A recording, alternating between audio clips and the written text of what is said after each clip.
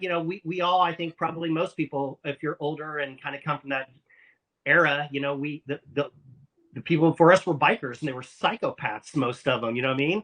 And we had to like walk in and act like we're like, yeah, I belong here. Yes, with you. Yeah, sure. Fuck, I'm gonna get my ass whipped or whatever. But we just stayed there and just didn't leave. And we forced ourselves upon them, and we forced ourselves into, we were better artists than them. And so we changed the culture.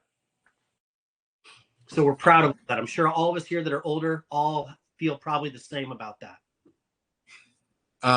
Yeah, we were the cannon fodder for what is now, right? Like now you can be a little bit more gentle and stuff. Like we're the ones that took the brunt of that from our alcoholic ancestors.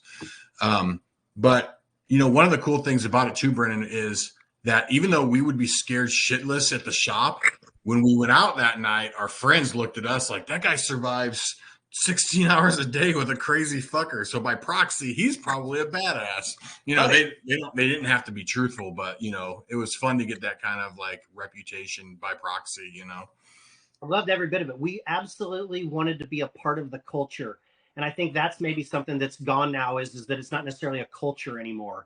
It's kind of it's the norm. It's another business that's like every other business, and we were a part of a culture, and I loved that we were, and I still feel that. I still feel part of it, and I'm sure there's even young people that still feel that. But it was definitely when you were in, you felt like, yeah, I made it in. I'm a part of this. It's awesome. I'm in. You know what I mean? We loved it. We loved traveling to cities and meeting people at conventions and be like, cool, you're my fucking best friend now. I'm coming to your shop and visiting. You're going to have to let me sleep on your couch tomorrow. That story of you showing up into San Francisco with nowhere to stay. Who was that? Did you get tattooed by? It was Timothy, but it was dude, that was awesome because it was Primal Urge Tattoo. So it was Timothy Hoyer, Marcus Pacheco, Jeff Rasher, and some other guy that did Tribal. I don't know. But dude, 3 of the craziest heavy hitters back in the day. I remember I walked in there, and this is a fun story. The first day I walk in and I wanted to meet Marcus. I had known Timothy. We had been friends, so I got to go there.